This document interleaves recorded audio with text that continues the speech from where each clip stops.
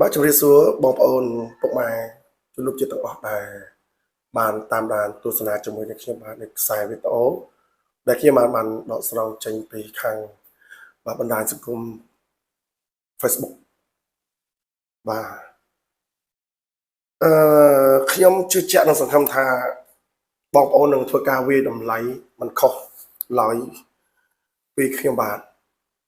ដោយសារយើងមើលឃើញនៅ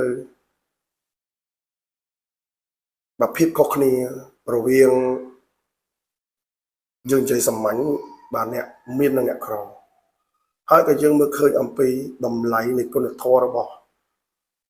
ពួកគាត់ថានៅត្រង់កម្រិតណាសម័យនេះយើងដឹងហើយថាបងប្អូនប្រជាពលរដ្ឋខ្មែរគឺរងនៅបាការមើងងាយពីសំណាក់ប្រទេសជិតខាងជាពិសេសនោះគឺការទន្ទ្រានពីសំណាក់ប្រទេសជិតខាងយើងនិយាយចំគឺចៅសៀមមិនទាន់បានចប់សពគ្រប់ឡើយបែរជាមានរឿងនេះកើតឡើងដែលបង្ហាញឲ្យប្រជាជនសៀមកាន់តែមើលនៅតម្លៃរបស់គុណធម៌សិលធម៌របស់បងប្អូនខ្មែរយើង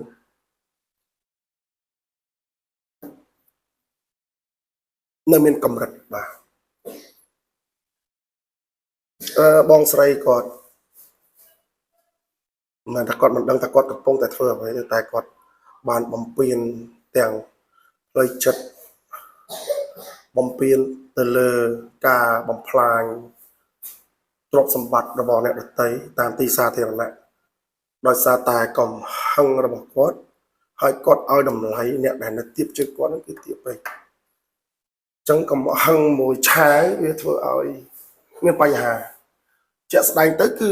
ខ្មែរដូចគ្នាយើងចេះតែយោគយល់ឲ្យអធិស្ឋានគ្នាហើយបន្តទៅមុខទៀតវា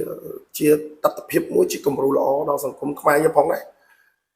ក៏ប៉ុន្តែនៅពេលដែលគាត់បានធ្វើដូច្នេះបាទបងស្រីត្រូវចាំថាបងស្រីធ្វើដូច្នេះអត់មានអ្នកណាសរសើរបងស្រីទេបាទអត់មានអ្នកណាសរសើរទេបាទអញ្ចឹងសូមមេត្តានៅពេលដែលបងស្រីជួបរឿងលើកក្រោយទៀតបាទសូមមេត្តាកុំធ្វើរឿងដូចនេះអីបាទវាខ្មាស់គេសម័យនេះទៅហើយណាបាទខ្ញុំ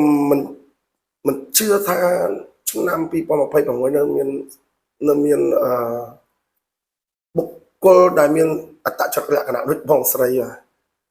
យើងដឹងហើយថារបររស់ស៊ីរបស់គ្នាបាទរស់មួយថ្ងៃបានមួយថ្ងៃអស់អាទិះរងចាំឪពុកមកដោះស្រាយទៅទៀតបងស្រីហ៊ានលើកដៃយកឆ្នាំងបាយគេទៅបោកចោលដោយពាក្យថាឆ្នាំងបាយនេះគឺអ្វីដែលគេខំបងគាត់លាក់លក់ពងទាហើយយើងយកពងទាគេទៅបោកចោលទៅបំផ្លាញខុសច្បាប់មួយបាទរឿងនេះបើសិនជារឿងពាក់ព័ន្ធនឹងច្បាប់ចរាចរណ៍គួរតែរងចាំទៅចរាចរណ៍មកដោះស្រាយ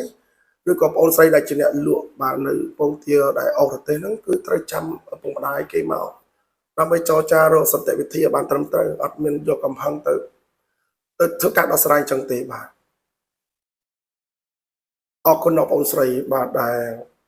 ជាអ្នកប្រកបរបរលក់ពងទាបាទអរគុណណាស់ដែលបងប្អូននៅមានបាទសន្តានចិត្តអត់ធ្មត់ល្អតែបងស្រីខ្ញុំគួរណាគាត់ធ្វើអញ្ចឹងជិះឡានទំនើបនឹងគេដែរគួរណាហ៊ានជាមនុស្សស្រីទៅទៀតណាគួរណាហ៊ានយកដៃទៅអស់អីចឹងបងអញ្ចឹងទេអត់មានអីច្រើនទេបងប្អូនពិចារណាតាមនឹងទៅហើយអ្វីដែលខ្ញុំចង់ជម្រាបជូនគឺសូមបងប្អូនទាំងអស់មេត្តាកុំយកគំរូតាមគាត់មេត្តាជួយគ្នាទៅវិញទៅមកជាខ្មែរដូចគ្នារឿងបន្តិចបន្តួចយើងអធិស្ឋានឲ្យគ្នាបាទត្រូវមានគុណតម្លៃត្រូវមានគុណធម៌យើងឲ្យកិត្តិយសប្រទេសយើងផងបាទយើងធ្វើអញ្ចេះឪពុកម្ដាយយើងបងប្អូនយើងសង្គមទាំងមូលជាពិសេសបងប្អូនខ្មែរយើងនៅក្រៅប្រទេសគេអត់ឲ្យតម្លៃនៅទង្វើដ៏អាក្រក់របស់បងស្រីនឹងបានទេអញ្ចឹងសូមបងស្រីផ្លាស់ប្ដូរនៅអរិយាប័ត្រប្រកកំណត់ឡើងវិញហើយសូមសំណូមពរដល់បងប្អូនអ្នកមានឡានមួយចំនួនទៀតឬក៏បងប្អូនអ្នកមានមួយចំនួនទៀតបាទមេត្តាពិចារណា